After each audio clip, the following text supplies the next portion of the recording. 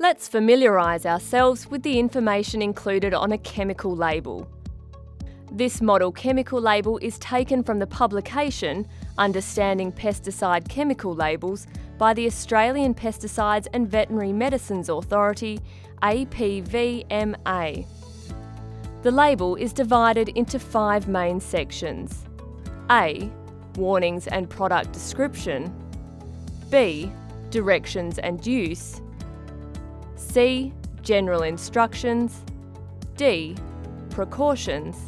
And E. First aid and storage disposal. Let's review in more detail what information about the chemical each of these headings provides. A. Warnings and product description. A1, the signal heading, reflects level of risk when using the pesticide and gives guidance on safety. A2, the brand name or trade name, is the common name for the product. A3, type of chemical, a broad description of what the chemical is used for example, herbicide or insecticide. A4, active constituent, the name of the actual part of the chemical that does the weed killing. A5, resistance group, a guide for resistance management. Chemicals from the same resistance group should not be used over and over. A6, what the chemical does, the purpose for which the chemical is registered. In other words, what is the chemical meant to do? A7, name, address and phone number of the business that made the chemical. These contact details can be used when you are after more information about the chemical. For example, on the usage of the chemical or in case of requiring emergency advice when there's been a spill. B.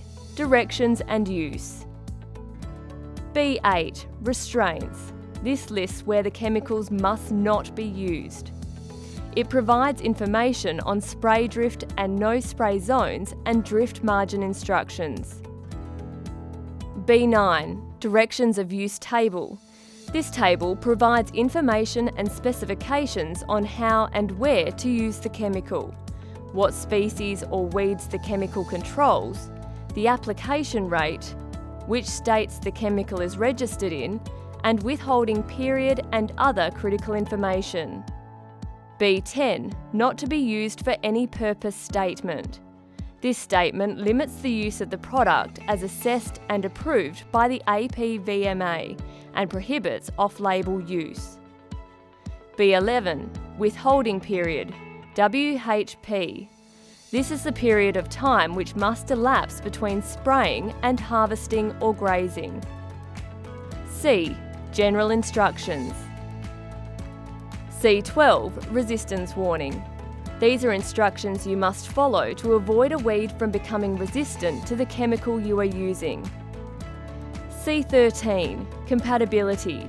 This is advice on when it's safe to mix the chemical with other chemicals and when it is unsafe to do so. If chemicals are incompatible, they should not be mixed. C14, mixing instructions. Information on how to mix the chemical with water or other dilutant, for example, diesel. These instructions must be followed or else the chemical may not work. C15, APVMA compliance instructions for mandatory droplet size categories. These will also include further mandatory instructions. D. Precautions. D16, re-entry period, the time in which entry back into the treated area is safe. Prior to that, you must wear safety equipment on entry. D17, plant back period, time for when chemical was applied until it's safe to plant seedlings or sow seeds in treated soil. D18, protection of crops, native and other non-target plants. The do's and don'ts to prevent the chemical from doing damage of crops or other desirable plants. D19, protection of livestock. The do's and don'ts to prevent injury to livestock, including bees, by the chemical. D20, protection of wildlife, fish, crustaceans and the environment, the do's and don'ts to prevent damaging the environment, so-called off-target damage. E. First aid and storage disposal. E21. Storage and disposal. Instructions for safe storage and safe disposal of the chemical. Never keep chemicals in food or drink containers. E22. Safety directions. Details how the chemical can affect your health, how you can protect yourself from exposure to the chemical, and what PPE, or personal protective equipment and clothing, is required when handling the chemical. Always read the safety directions before opening the container or using the product and refer to the MSDS for more details. E23. First aid. Read and understand the first aid instructions on the label before you use the chemical. The MSDS contains much more detailed first aid instructions, and it may include advice for doctors. Ensure you always have the MSDS on hand and take MSDS with you to the doctor or hospital if you believe you've been poisoned. E24. APVMA approval number. Shows the pesticide has been assessed and registered by the APVMA. The APVMA approval number on a chemical label is an assurance that the product has been checked as safe and effective if the label instructions are followed. E25.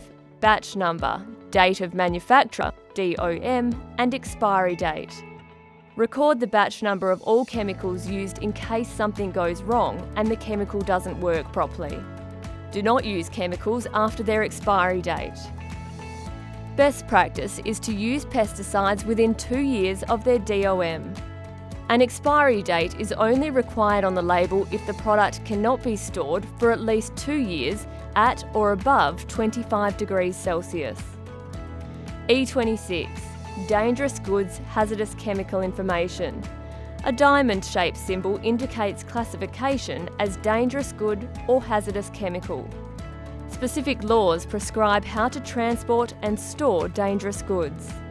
Handling a hazardous chemical requires compliance with certain laws for healthy and safe handling of the chemical.